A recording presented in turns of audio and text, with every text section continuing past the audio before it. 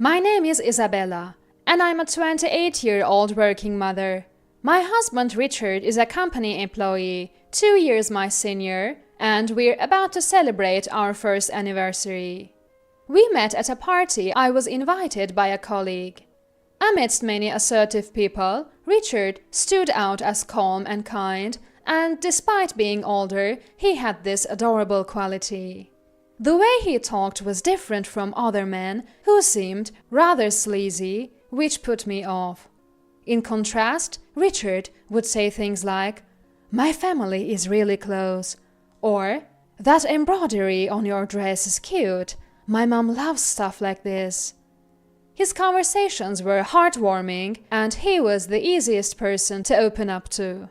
At that party, I only exchanged contact details with Richard, and soon after, we started seeing each other and naturally progressed to dating. Before marriage, Richard lived with his parents. I've been living alone since I went to college, away from my parents. Living at home, Richard didn't have to pay rent, so despite being around the same age, his disposable income was much higher than mine. Richard loves to travel with his family and friends. We traveled together sometimes, but I couldn't afford it as much, so it was only on rare occasions. After marrying, we started living together in an apartment. It was Richard's first time living away from his parents. He seemed excited and happy about our new life, so I didn't sense any problems until he said, "This weekend, I'm inviting Mom and Dad over. Actually, from now on, they'll come over every weekend." What? Richard began inviting his parents over every weekend. Their house was just a short drive away. Occasional visits would have been fine, but frequent visits were a bit much. I thought they visited just recently. I asked casually, trying not to upset him. "Yeah, isn't it great? Their family after all." He didn't get the hint at all. Every weekend, I felt utterly helpless, dreading their visits. The issue with my in-laws coming over was the repetitive talk. "Richard is such a remarkable son. The pride of the family, ha ha ha ha." Hearing the same conversation every time was one of the challenges. My in-laws often come over on Friday nights and stay until late on Sundays, spending all their time chatting in the living room. I can't just leave, so I end up having to be part of these interactions. Since they are guests, I'm the one who has to host. On my precious days off, I'm expected to cook lavish meals, clean the house, and even take care of their personal needs, leaving me exhausted. It would be nice if my husband and in-laws appreciated my efforts, but instead, they complain about my cooking. "Isabella, your cooking is somehow lacking. The drinks don't go down well with this." "Richard, are you eating properly? You look thinner." "It's okay, Mom, Dad. I often eat out during the week." All three of them criticize my cooking. I had noticed before we got married that Richard's family tends to have heavily seasoned food. During our dating period, when I cooked for him, I was surprised to see him dousing steaks and scrambled eggs with loads of sauce. I started worrying if my cooking was too bland, but I realized it was just Richard's taste, as he did the same even in restaurants. Still, it's frustrating to hear from my in-laws, "Isabella, you need to cook properly. Didn't you taste it? Is this how it's supposed to be? A wife who can't cook is no good. You need to improve, or it might lead to divorce." It's irritating to be told that my food isn't delicious. Your seasoning is too strong, or maybe your taste buds are off. I can't just say, "I'll be more careful next time." All I can say is. So, I started making the food saltier and providing extra sauces when they visit, which I don't normally do. I can't risk my husband developing high blood pressure. "Oh, today's meal is a bit better, I guess." It has improved a bit, just a bit. Their appraisal slightly improved. But when I tasted it, it was quite salty, and I thought to myself, what a family of tasteless eaters. Well, if they're satisfied with that, I suppose it's okay for now. However, things got even worse. One weekday, when I returned home tired from work, I found my mother-in-law, Emma, there. "I'm here to teach you how to cook." It was past 9 p.m.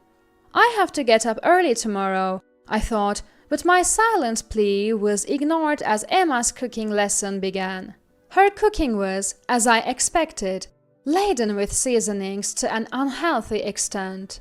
The soup was loaded with condiments, and the main dish was fatty meat with extremely heavy seasoning. "It whets your appetite, doesn't it?" Emma seemed delighted. Richard dug in like a boy, exclaiming, "This is it!" The difference in our food values was terrifying, and I reluctantly tasted a bit of the meal. After that, Emma began visiting our home frequently. On weekends, my father-in-law, Joseph, would also stay over. It was almost like living together. It was exhausting.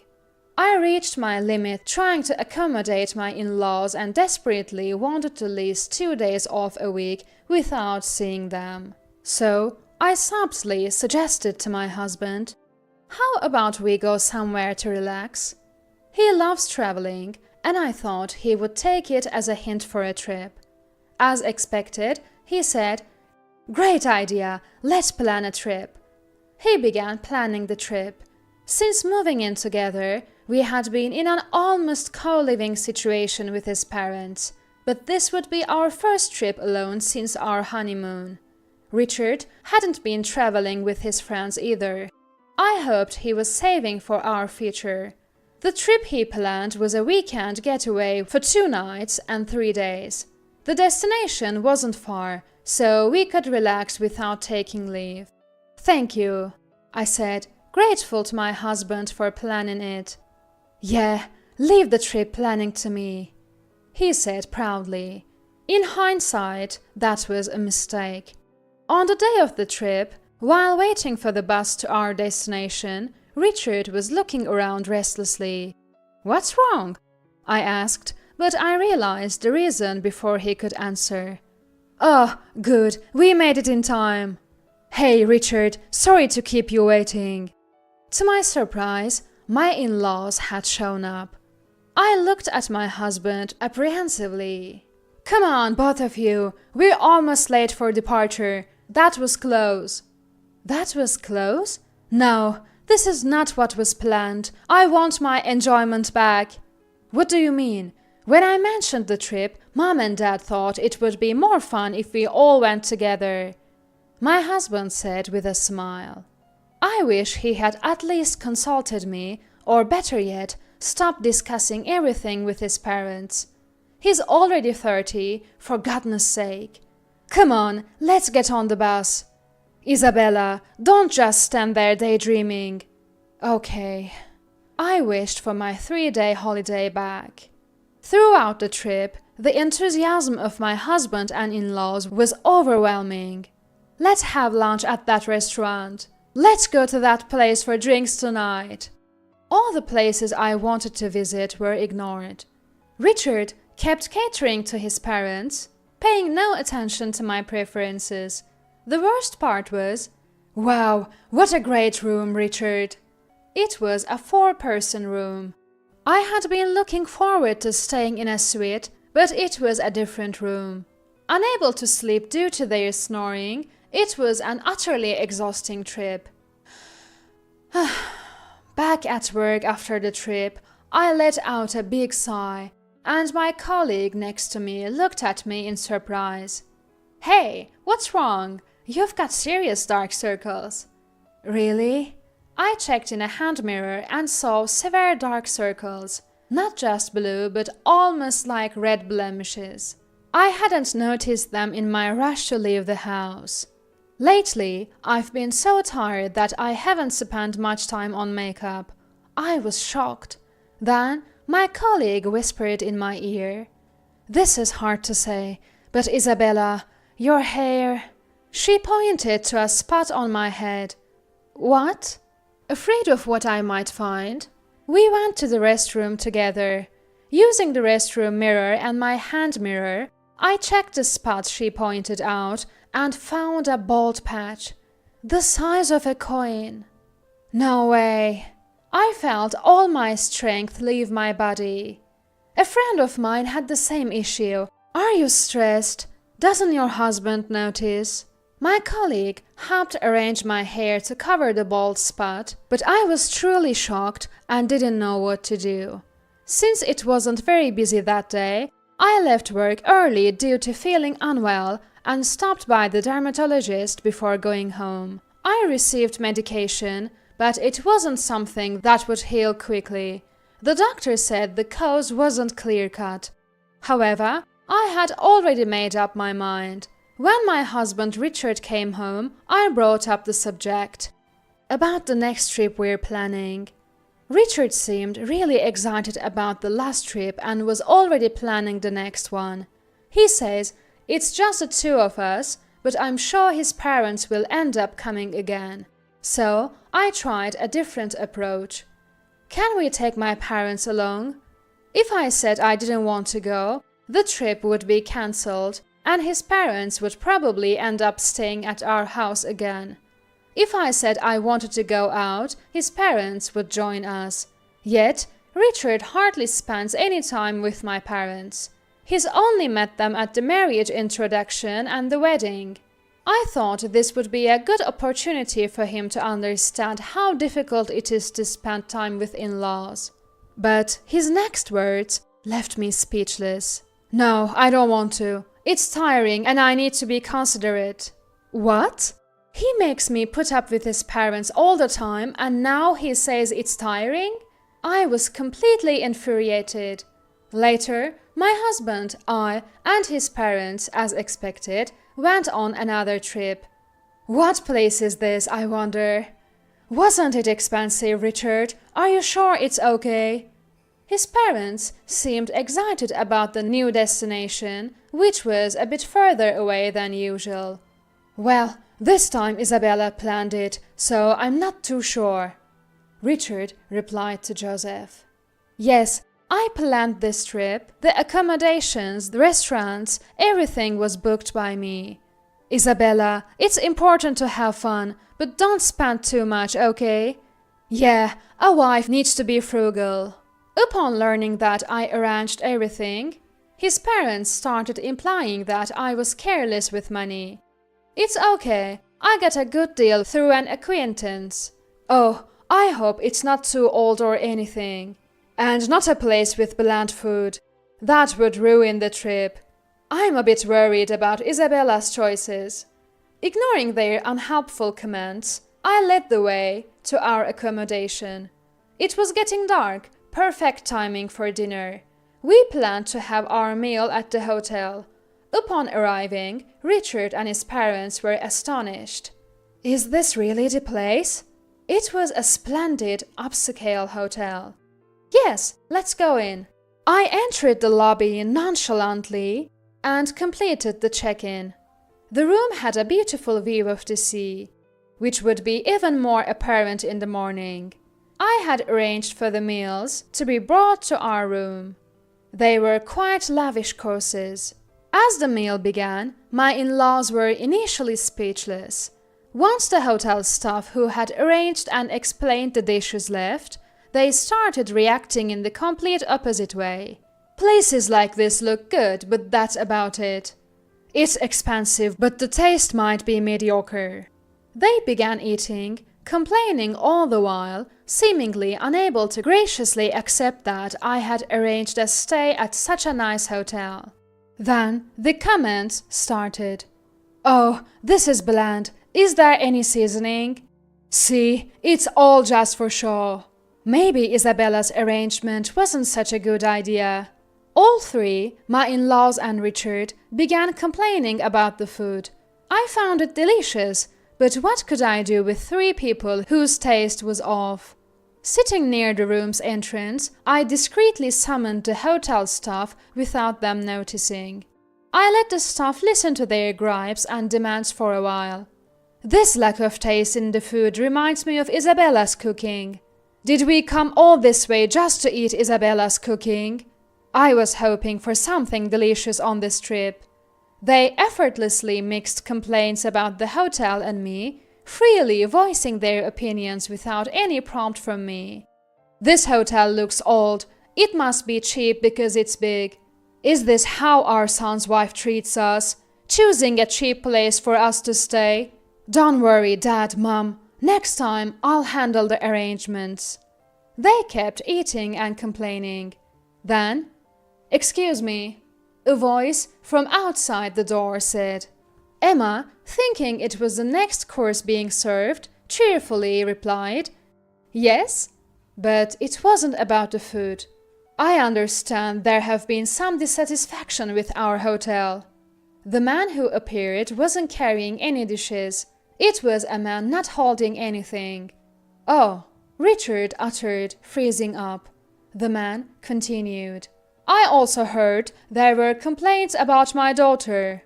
"Yes, the man who appeared was my father." "Oh, Emma looked confused and turned to Joseph. "Well, what a coincidence to meet here! Ha ha ha!" Joseph laughed nervously, but my father's expression remained stern. "If there's anything you're unsatisfied with, we can remake it or change to a different menu. May I ask what it would be?" My father calmly questioned them. The three, having pretty much finished their meals, seemed unable to respond. "No, nothing in particular," Richard replied. "Is that so? Earlier, my daughter asked me to listen to your requests, as you are important guests. So I was waiting outside. I apologize if our hotel's cuisine, which is relatively lightly seasoned, did not meet your preferences." When the three realized that my father had heard everything, their expressions changed to shock. "It's a joke. The food was actually very delicious. Just kidding around, you know. Ha ha ha." Seeing Richard's forced laughter, my father said, "There's no need to strain yourself." Richard's face froze at this. I had called my father to discuss the stress caused by my in-laws, leading to my alopecia and the lack of support from Richard. It was the first time I consulted him about my husband. My mother passed away early, and I didn't want to worry my father too much. Hearing my story, my father was furious. "I'm coming over right now." He was determined to travel despite the distance from our house to his. I told him about Richard's travel plans and the likelihood of the in-laws joining, so we devised this plan together. My father is a retired manager of a prestigious hotel and still has influence there. As a child, I was often left at this hotel. Because of his late working hours and my kindergarten schedule, the hotel was my caretaker. I was doted on by the staff, helped with cleaning, learned cooking, and enjoyed delicious meals. So, my cooking skills are honed by this hotel. And I'm confident they are not as bad as my husband and in-laws complain. If this hotel doesn't suit you, please leave. If you are a burden to my daughter, I'll cut off ties," my father said sternly to Richard and my in-laws. "How can you say that? Tell a guest to leave?" My in-laws were furious, but another staff member came in and cleared their plates. They were stunned by this. "Please leave," my father urged them, and they reluctantly exited the hotel. "Is this a joke? We'll get our money back, right?" They complained, but the money won't be refunded, as I was the one who paid. Watching my in-laws leave, the hotel employees looked at them with disdain. They must have been really uncomfortable. The in-laws' complaints quickly ceased. For once, the usual 3-on-1 criticism against me was reversed, and I felt a sense of relief. After that incident, my husband, not wanting to face me, went back to his parents' house, I compiled all the mistreatment I had endured and consulted a lawyer. After getting an estimate for alimony, I sent the documents to my husband by mail. Startled, he hurried back home, pleading with a near-tearful face, "Divorce and alimony? That's too harsh." But when I asked, "Do you have a solution then?" he stuttered, unable to answer.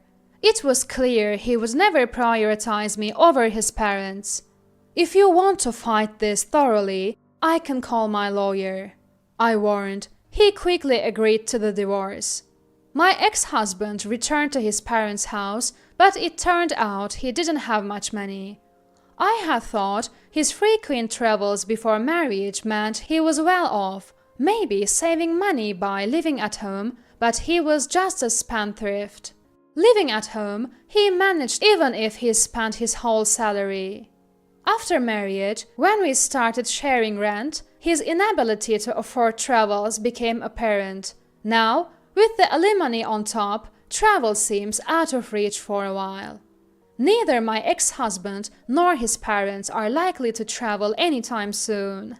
The hotel my father chased them from is a very famous one, well known for its cuisine, and often featured in the media, which my ex-in-laws were unaware of. The inn of my ex-daughter-in-law's father is terrible. The food is awful. And so on, they kept saying at family gatherings, apparently embarrassing themselves. "Isn't that the wonderful hotel? Oh, your family, right? Tasteless, aren't they? How's your blood pressure? Better be careful," they were told. I heard this from a close relative. Though I divorced in my 20s, my alopecia has healed, and I'm living happily and healthily. I cook and eat what I like, feeling much better physically. This year taught me that forcing myself to adapt is harmful. While it's natural not to share all values, I've learned to avoid marrying someone imposing and overbearing again.